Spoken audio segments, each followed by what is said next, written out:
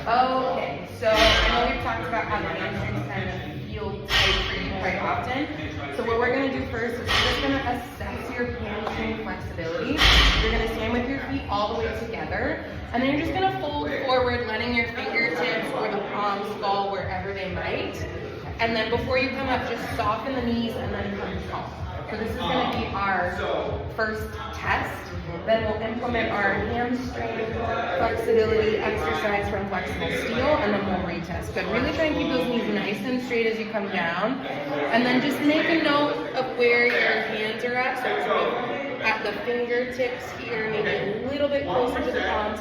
Soften those knees and then come really tall. Very nice.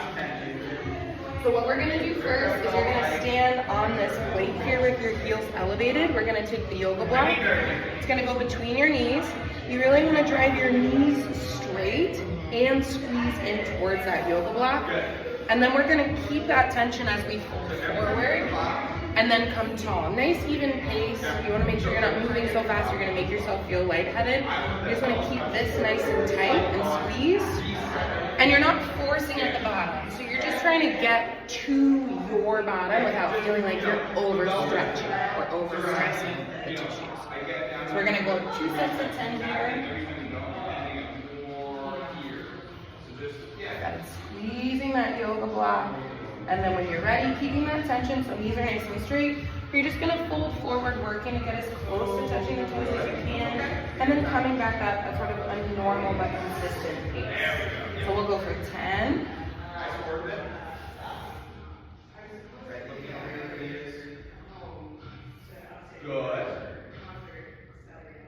Good. Keeping those knees nice and straight, so we're squeezing the quads, keeping tension on that yoga block.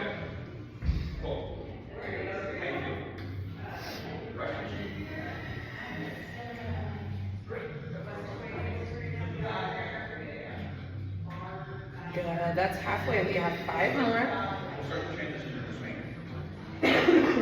So there's 3 different ways to set up. The starting point is, other foot just going to be, doesn't have to be, you don't have to be on the neck or anything. We're just kind of using that as our distance from the bell, and then I'm going to step into my distance. Good. 2 more left. All right, so now what I want you to do is that bell, so right.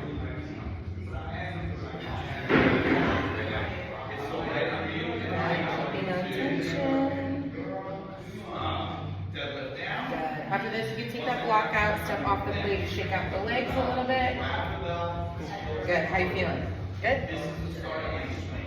So same concept for the second set of 10 we're going to do here, but instead of having the heels elevated, we're going to bring those toes up. The yoga block's going to be between the knees. We're squeezing, keeping that tension, and then again, finding that forward bend. Trying to find a little bit of the stretch without overstressing or feeling like you're forcing to get to the bottom.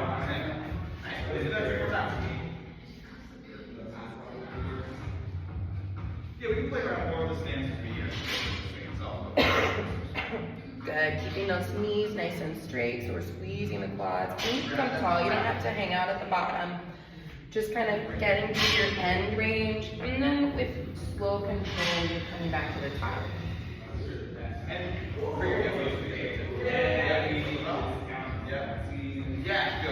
Good. We're going to go for 10 here as well. Verging on leading with your squat.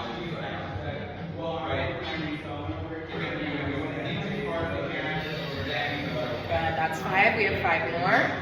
Okay. So now, what we want to do is we're going to practice the start and the end of the swing. So the height. All right. So. Good. Keeping those knees nice and straight. There. Good.